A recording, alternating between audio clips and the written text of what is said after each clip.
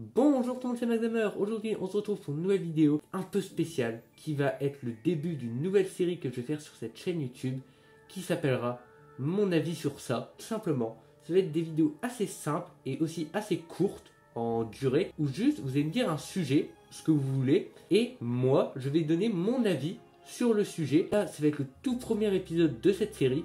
Avant de commencer, n'hésitez pas à liker, commenter, vous abonner, surtout vous abonner parce qu'on essaie de rush les 1K d'abonnés avant 2024, ce serait incroyable qu'on y arrive.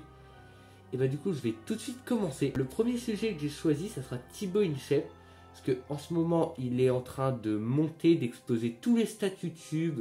Il rattrape même Norman et va bientôt passer de 4e plus grand youtubeur de France à 3e plus grand youtubeur de France, donc dans le top 3. Et même si on compare à Squeezie, il monte beaucoup plus vite. Si vraiment on attend un petit moment, peut-être il pourrait devenir premier youtubeur de France.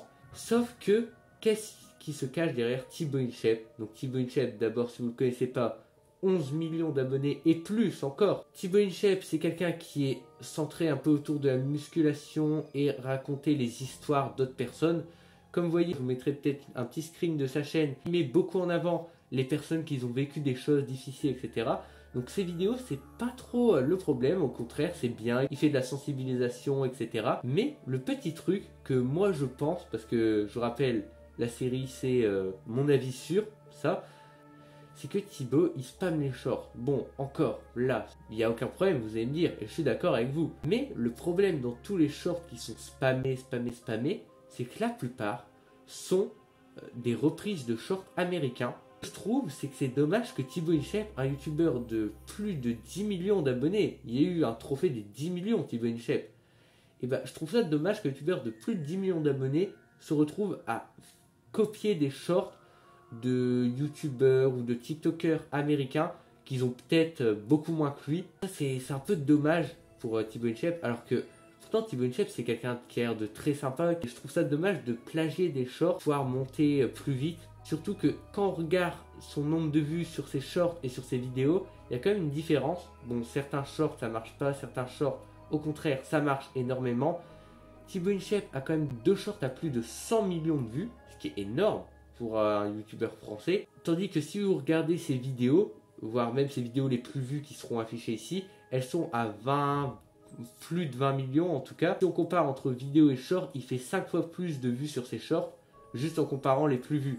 Si vous regardez en moyenne les vues de Thibaut InShape, on va dire qu'on tourne entre les 600 000 peut-être et 2 millions de vues environ, on va dire. On va faire une grosse fourchette pour être sûr.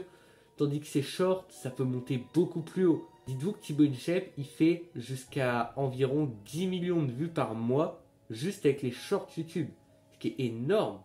N'hésitez pas aussi à me donner votre avis dans les commentaires. Qu'est-ce que vous pensez de Thibaut InShape? Est-ce que vous pensez que ça passe ce qu'il fait, qu'il peut continuer à prendre autant de shorts qu'il veut, après tout on s'en fout? Voilà, est-ce que vous êtes plutôt de cette team là? Vous êtes plutôt d'une autre team, Thibaut InShape il devrait essayer de faire ses shorts lui-même ou des trucs comme ça?